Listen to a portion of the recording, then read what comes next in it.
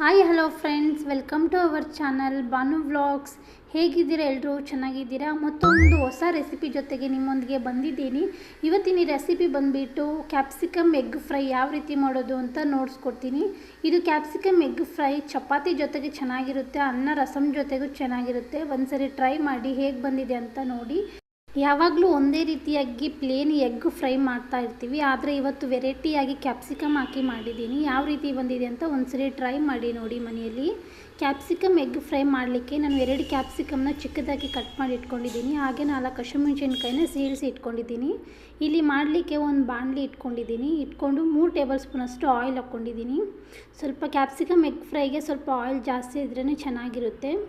ಆಯಿಲೆಲ್ಲ heat ಆದಮೇಲೆ ಈಗ ಸ್ವಲ್ಪ ಕರಿಬೇವು ಹಾಗೆ ಹಸಿಮೆಣಸಿನ್ಕಾಯಿ ಹಾಕ್ಕೊಂಡಿದ್ದೀನಿ. ಸ್ವಲ್ಪ ಎಣ್ಣೆಯಲ್ಲಿ ಫ್ರೈ ಆದಮೇಲೆ ನಾವೇನು ಕ್ಯಾಪ್ಸಿಕಮ್ ಇಟ್ಕೊಂಡಿದ್ವಿ ಕ್ಯೂಬ್ ಸೈಜಲ್ಲಿ ಕಟ್ ಮಾಡಿ ಇಟ್ಕೊಂಡಿದ್ದೀನಿ. ಕ್ಯಾಪ್ಸಿಕಮ್ ಹಾಕಿ ಚೆನ್ನಾಗಿ ಎಣ್ಣೆಯಲ್ಲಿ ಫ್ರೈ ಮಾಡಬೇಕು. ಲೋ ಫ್ಲೇಮಲ್ಲೇ ಇಟ್ಬಿಟ್ಟು ಚೆನ್ನಾಗಿ ಎಣ್ಣೆಯಲ್ಲಿ ಫ್ರೈ ಆದಮೇಲೆ ಈಗ ನಿಮಗೆ ಎಷ್ಟು ಬೇಕಷ್ಟು ನೋಡಿ ಅರಿಶಿನ ಪುಡಿ ಹಾಕ್ಕೊಳ್ಳಿ ಒಂದು ಸ್ವಲ್ಪ, ಹಾಗೆ ರುಚಿಗೆ ತಕ್ಕಷ್ಟು ಉಪ್ಪು ಹಾಕ್ಕೊಳ್ಳಿ. ಅರಿಶಿನ ಮತ್ತು ಉಪ್ಪು ಇವಾಗ ಹಾಕೋದ್ರಿಂದ ಕ್ಯಾಪ್ಸಿಕಮ್ ಜಲ್ದಿನೇ ಫ್ರೈ ಆಗುತ್ತೆ ಎಣ್ಣೆಯಲ್ಲಿ. ಒಂದು ಒಳ್ಳೆ ಮಿಕ್ಸ್ ಮಾಡಬೇಕು ಅರಿಶಿನ ಮತ್ತು ಉಪ್ಪು ಆದಮೇಲೆ. ಲೀಡ್ ಹಾಕಿ 5 ನಿಮಿಷ ಚೆನ್ನಾಗಿ ಕುಕ್ ಮಾಡಿಕೊಂಡ್ರೆ ಕ್ಯಾಪ್ಸಿಕಮ್ ಜಲ್ದಿನೇ ಬೇಯುತ್ತೆ.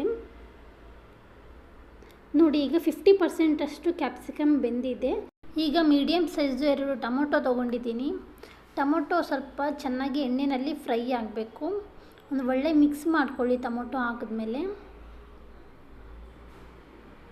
ಹಾಗೆ ಇಲ್ಲಿ ನಾನು 1 ಟೇಬಲ್ ಸ್ಪೂನಷ್ಟು ಧನಿಯಾ ಪುಡಿ, ಹಾಗೆ 1/2 ಟೇಬಲ್ ಸ್ಪೂನಷ್ಟು ಜೀರಾ ಪುಡಿ, ಹಾಗೆ 1/2 ಟೇಬಲ್ ಸ್ಪೂನಷ್ಟು ಗರಂ ಮಸಾಲ ತೊಗೊಂಡಿದ್ದೀನಿ. ತೊಗೊಂಡು ಒಂದು ಒಳ್ಳೆ ಮಿಕ್ಸ್ ಮಾಡಿ ಲೋ ಫ್ಲೇಮಲ್ಲೇ ಇಟ್ಬಿಟ್ಟು ಒಳ್ಳೆ ಮಿಕ್ಸ್ ಕೊಡಿ. ಇದೆಲ್ಲ ಚೆನ್ನಾಗಿ ಫ್ರೈ ಆದಮೇಲೆ ಈಗ ನಾನಿಲ್ಲಿ 5 ಮೊಟ್ಟೆ ತೊಗೊಂಡಿದ್ದೀನಿ. ನಿಮ್ಗೆ ಎಷ್ಟು ಕ್ವಾಂಟಿಟಿ ಬೇಕು ಅಷ್ಟು ಹಾಕ್ಕೋಬೋದು. ನಾನಿಲ್ಲಿ 5 ಮೊಟ್ಟೆ ತೊಗೊಂಡಿದ್ದೀನಿ. ಸ್ವಲ್ಪ ಮಸಾಲೆ ಎಲ್ಲ ಸ್ವಲ್ಪ ಫ್ರೈ ಆದಮೇಲೆ ಈಗ ಮೊಟ್ಟೆ ಹಾಕ್ಕೊತಾ ಇದ್ದೀನಿ.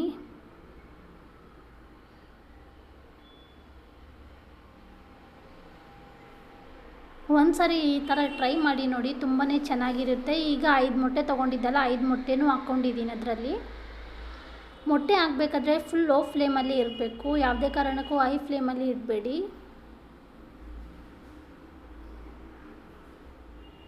ಎಲ್ಲ ಮೊಟ್ಟೆ ಹಾಕಿದ್ಮೇಲೆ ಒಂದ್ಸರಿ ಲಿಡ್ ಕ್ಲೋಸ್ ಮಾಡಿ 1-2 ನಿಮಿಷ ಆದಮೇಲೆ ತಿರ್ಸಿ ಚೆನ್ನಾಗಿರುತ್ತೆ. ಇಲ್ಲ ಅಂದರೆ ಮೊಟ್ಟೆ ಹಾಕಿದ ತಕ್ಷಣ ತಿರ್ಸಿದ್ರೆ ಅದೇನು ಚೆನ್ನಾಗಿರಲ್ಲ. ಒಂದ್ಸರಿ 2 ನಿಮಿಷ ಆದಮೇಲೆ ತಿರ್ಸಿ ಈ ಥರ ಚೆನ್ನಾಗಿ ಬರುತ್ತೆ ಮೊಟ್ಟೆ. ಪೀಸಾಗಿ ಚೆನ್ನಾಗಿರುತ್ತೆ. ಇಲ್ಲಾಂದರೆ ಪುಡಿ ಆಗಿಬಿಡುತ್ತೆ ಮೊಟ್ಟೆ ಎಲ್ಲ. ಈ ಥರ ನೋಡಿ ಮಿಕ್ಸ್ ಆದಮೇಲೆ ಎಲ್ಲ ನೋಡಿ ಈ ಥರ ಮಿಕ್ಸ್ ಮಾಡ್ಕೊಂಡಿದ್ದೀನಿ. ಲಿಡ್ ಹಾಕಿ 5 ಮಿನಿಟ್ಸ್ಗೆ ಒಂದ್ಸರಿ ತಿರ್ಸ್ತಾ ಈ ಥರ ಫ್ರೈ ಮಾಡ್ಕೊಂಡಿದ್ದೀನಿ. ಲಾಸ್ಟಲ್ಲಿ ಗಾರ್ನಿಷ್ಗೆ ಒಂದು ಸ್ವಲ್ಪ ಕೊತ್ತಂಬರಿ ಸೊಪ್ಪು ಹಾಕಿದ್ದೀನಿ. ತುಂಬಾ ಚೆನ್ನಾಗಿರುತ್ತೆ ಟೇಸ್ಟು. ಕೊತ್ತಂಬರಿ ಸೊಪ್ಪು ಹಾಕಿ ಲೋ ಫ್ಲೇಮಲ್ಲಿನೇ ತಿರ್ಸ್ತಾ ಇರಬೇಕು, ಫ್ರೈ ಮಾಡ್ತಾ ಇರಬೇಕು.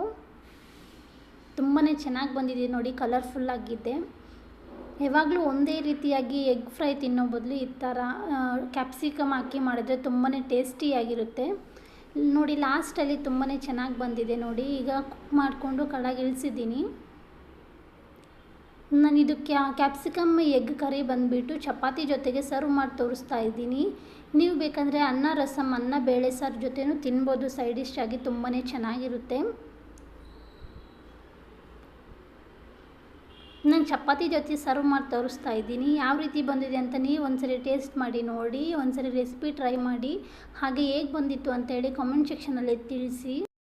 ಹಾಗೆ ಇವತ್ತಿನ ರೆಸಿಪಿ ಕ್ಯಾಪ್ಸಿಕಮ್ ಮತ್ತು ಎಗ್ ಫ್ರೈ ನಿಮಗೆ ಇಷ್ಟ ಆಗಿದ್ದರೆ ಪ್ಲೀಸ್ ಒಂದು ಲೈಕ್ ಕೊಡಿ. ಹಾಗೆಯೇ ಯಾರೆಲ್ಲ ಇನ್ನೂ ನನ್ನ ಚಾನಲ್ಗೆ ಸಬ್ಸ್ಕ್ರೈಬ್ ಆಗಿಲ್ಲ ಸಬ್ಸ್ಕ್ರೈಬ್ ಆಗಿ. ಕೊನೆ ತನಕ ವಿಡಿಯೋ ನೋಡಿದ್ದಕ್ಕೆ ತುಂಬ ಥ್ಯಾಂಕ್ಸ್ ನಿಮ್ಮೆಲ್ಲರಿಗೂ. ಹಾಗೆ ಹೊಸ ರೆಸಿಪಿ ಜೊತೆಗೆ ಸಿಗ್ತೀನಿ ಮತ್ತೆ ನೆಕ್ಸ್ಟ್ ವಿಡಿಯೋದಲ್ಲಿ.